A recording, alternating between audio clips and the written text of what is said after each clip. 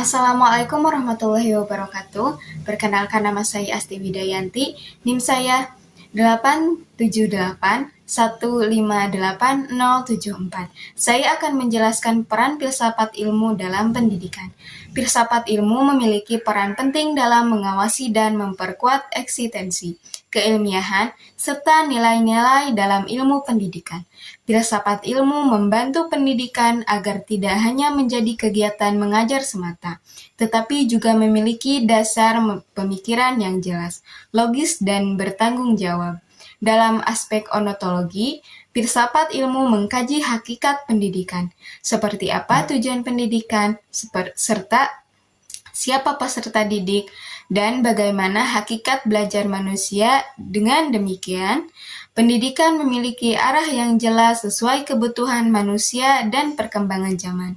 Dalam aspek epistemologi, filsafat ilmu mengatur bagaimana pengetahuan dalam pendidikan diperoleh dan dibuktikan kebenarannya.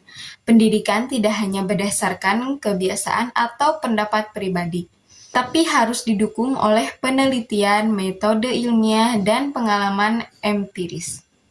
Hal ini memperkuat keilmiahan pendidikan sehingga proses pembelajaran menjadi lebih efektif dan dapat dipertanggungjawabkan. Sedangkan dalam aspek aksiologi, filsafat ilmu mengenalkan nilai dan manfaat pendidikan bagi kehidupan manusia. Pendidikan tidak hanya mengajar kecerdasan akademik, tetapi juga membentukkan karakter, moral, etika, dan tanggung jawab sosial. Oleh sebab itu, pendidikan harus mampu menghasilkan manusia berilmu sekaligus berakhlak baik. Pendidikan yang bermakna dan bernilai juga turut memperkuat perkembangan filsafat ilmu.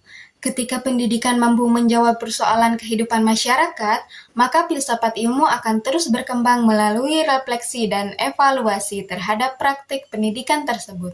Misalnya, perkembangan teknologi digital mendorong filsafat ilmu untuk mengkaji kembali metode pembelajaran, etika penggunaan teknologi, dan hakikat hubungan guru dengan peserta didik di era modern. Dengan demikian, pendidikan dan filsafat ilmu saling mempengaruhi dan berkembang bersama.